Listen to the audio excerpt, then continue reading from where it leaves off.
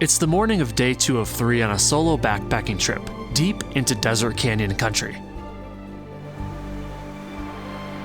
I'm in search of wild brown trout, in the tiniest slot canyons you've ever seen, surrounded at all times by the most beautiful landscape in the entire United States.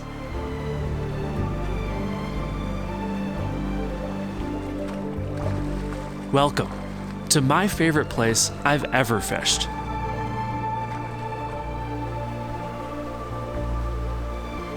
I know that was a lot of superlatives and this is all subjective, but honestly tell me, can you imagine a prettier place to fish? Fishing to me is more about the location than the actual fishing. And I think that makes a lot of sense because I come from a nature photography background. Before I started filming my fishing adventures to share with you all on YouTube, that was the passion that consumed me. So you can understand my excitement when I found out that this place, which I've visited many times before to explore and photograph, has wild brown trout hidden away in a few select spring-fed creeks. It's late October, autumn color is at its peak, and in today's video we're going to be putting in some hard work to catch a few spooky trout in these stunning desert canyons.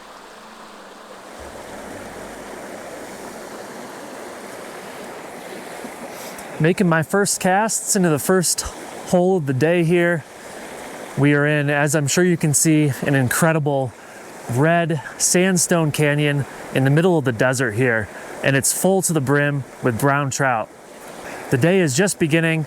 I'm fishing all new waters today, places that I've never fished before, and I am so excited to see what we can pull out of this incredible creek. My first time fishing this place was 3 years prior. I was new to Tenkara and brought a rod that was way too long. When I actually could find room to cast, I managed to hook but also lose a lot of fish. I just didn't have the room to fight them well. This time, however, I vowed to put more fish in the net. I was much more experienced and I also brought along a much shorter rod. Things felt good, but after fishing a few promising holes with no bites, I was slightly worried.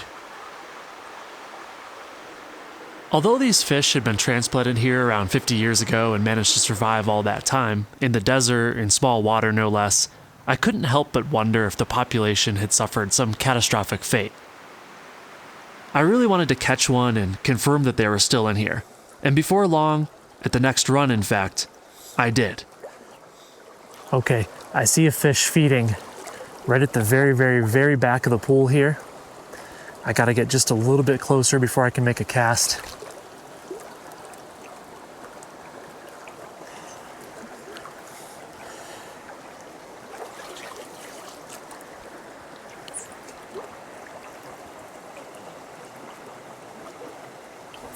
There we go. Oh, popped off. I couldn't set the hook very hard because I got this tree right above me, and soft hook set, and he got right off. At least we're getting a little bit of action though. I'll take that. I'm gonna try to move up in the pool just a little bit more here. Keep casting my way up. I don't see any other fish at the moment, but that doesn't mean they're not there. We've got plenty of rock structure and stuff among this sandy bottom where the browns could be hiding. So let's make some more casts, see what we can make happen.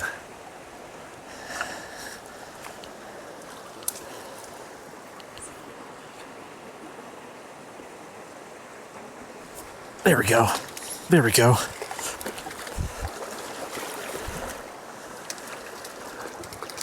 That didn't take long. All right. Ooh, that's a pale, chilly fish, huh? Water is really cold today. I think this boy's ready for some hibernation. We're on the board. That feels so good. That fish was mighty pale. Definitely had his winter colors on. The water is very chilly this morning.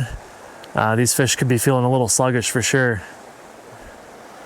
And really, it's all about the scenery, isn't it? These beautiful wild browns, they're just icing on the cake to this incredible backpacking trip.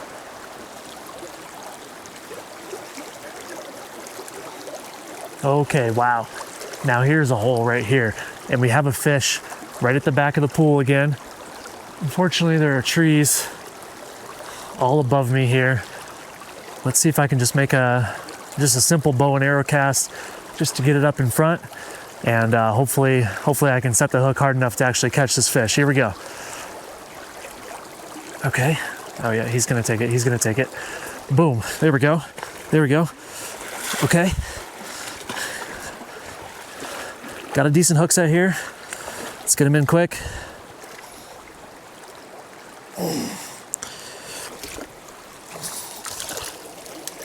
There we go. Yes, that was awesome. Sight fishing at its best right there. A little nicer color on this guy. Heck yeah. We'll take it. Just awesome. What a beautiful fish.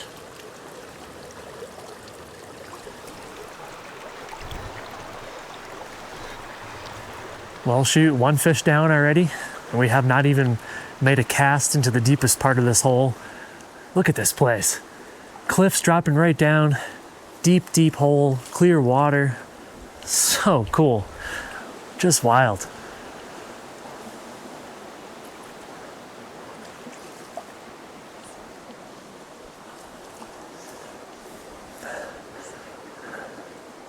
Stealth is definitely a concern, especially using a shorter Tenkara rod on a clear creek like this. I'm using the Tenkara Rodco Beartooth, which is 10 feet long. And I think in hindsight, I probably would have brought the Teton just because I could have used that zoom function to zoom out to 12 feet where needed. This creek is interesting. You know, it's very, very tight in certain spots where like an 8-foot rod would be suitable. And then it'll open up to a spot like this where, I mean, shoot, I would take a 15-foot rod right here, you know? I suppose that's definitely an advantage of regular conventional fly fishing. You know, if I just had a 3-weight regular fly rod and reel, you know, I could let out a lot of line in a spot like this and potentially be much more stealthy. But that's part of the fun of Tenkara, you know, it's just trying to make do with what you have. Really using your feet and trying to be strategic in order to stay stealthy as opposed to making casts from further back. Doesn't always work out, but it does a lot of the time.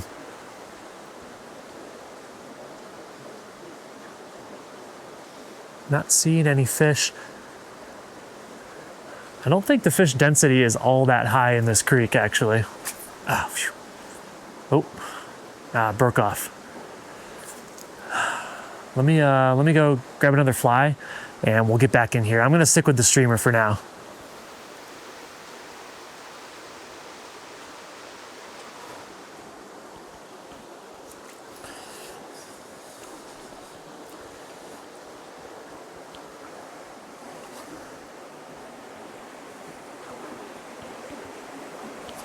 Yeah, there we go. Nice solid eat. Nice fish here. Perhaps one of the biggest of the trip, and definitely the biggest of the day so far. We're gonna bring him back into this pool here. Try not to disturb the pool that we want to fish next as much as possible. Oh yeah, nice fish. All right. I mentioned my photography in the beginning of this video, and while I don't get out to just photograph as much these days, I still love capturing images when I'm filming in a location like this.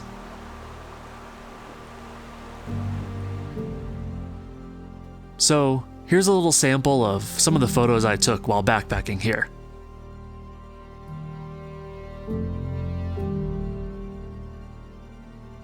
If you're interested in hanging one of these on your wall or gifting them to someone else who would, check out flickyflies.com to see all of the prints I have for sale.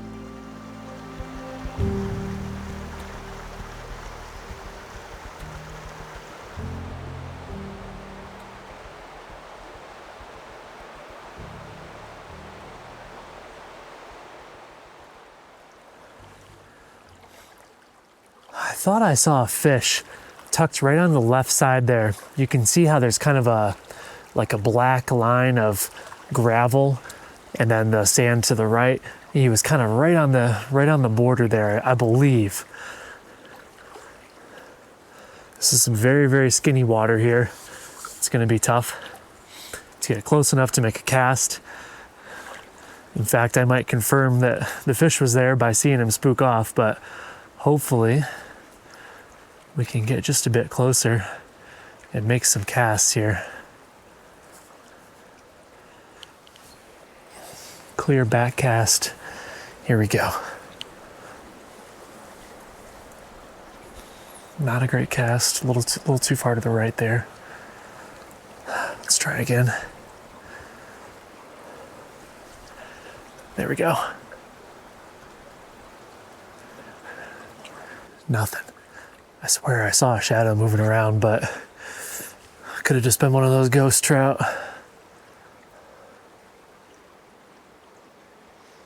I'm not seeing anything now from up close. It's definitely just deep enough that it could hold a fish, but I mean, I'm right on it and there's no fish, so.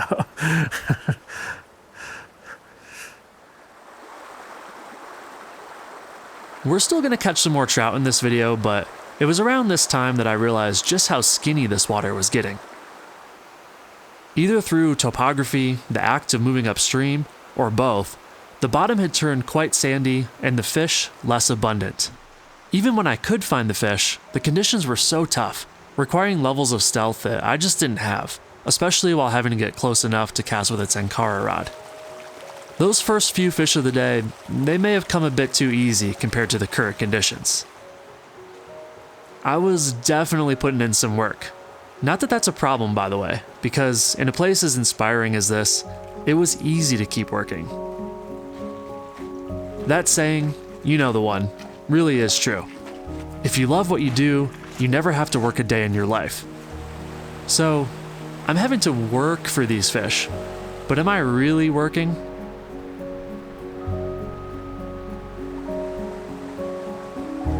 You'd think spending 3 days camping here would numb the sensations, numb the experience, that you'd get used to the grandeur.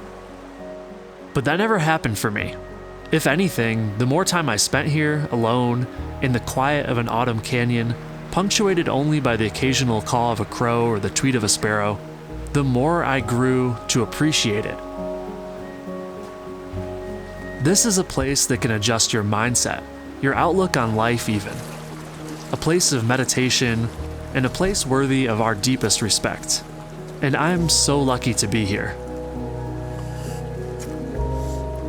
I'm not spiritual at all, but being in places like this really makes me feel special, makes me feel a deep connection to the earth.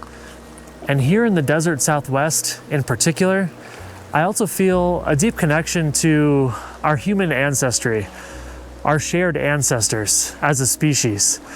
You know, there's petroglyphs and houses on cliff tops all around this area. And it's so evident, so prevalent, and so obvious, I guess, just to see these people that lived here, 10,000 years ago. And they lived here in harmony with nature. And that makes me want to feel, I guess, more harmonious with nature myself. And coming out here to places like this, spending nights out here, that's kind of the best way to do that.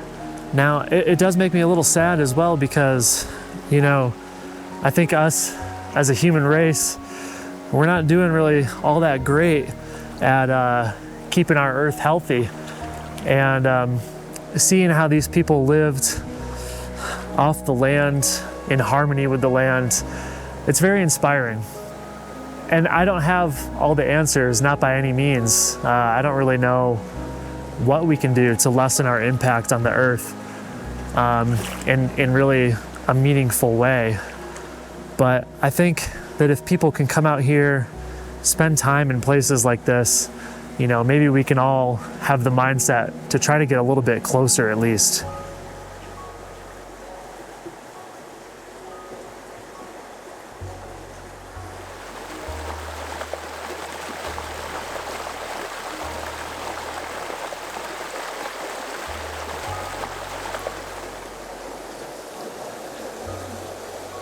Wow, here's a deep hole. This is the deepest water I've seen on this creek the whole time. There's got to be some fish chilling down here.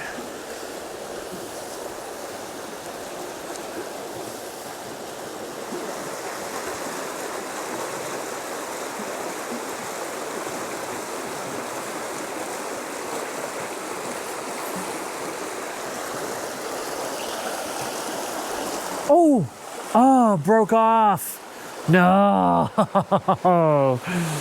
Oh man, I set that hook way too hard. I got a little excited there. He came right out from that undercut bank on the other side. Ah man. That's all right, we'll move on to the next. Plenty more browns to find. Dang, that was cool though.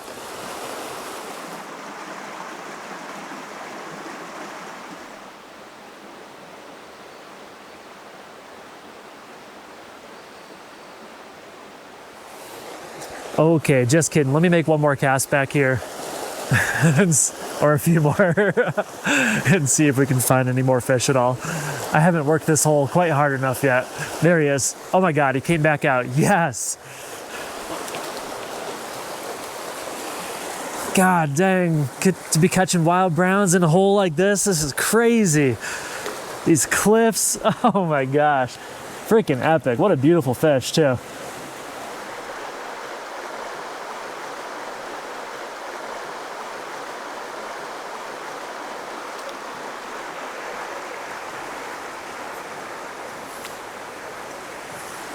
From one crazy looking hole to the next.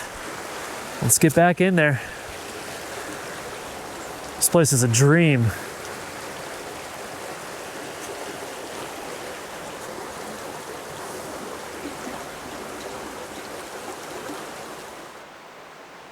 I fished for another hour. Rain was moving in and the wind was beginning to whip. A nasty cold front was blowing in overnight, and this was just the beginning. I called it a day and began the 2 to 3 mile hike back to camp. Consider subscribing to my channel if you'd like to see day 3 of this adventure in the future. Spoiler alert, it was way colder than was forecasted. My water bottle and my feet turned into blocks of ice, but somehow I still managed to find some willing fish. Thanks so much for watching. I'll catch you next time.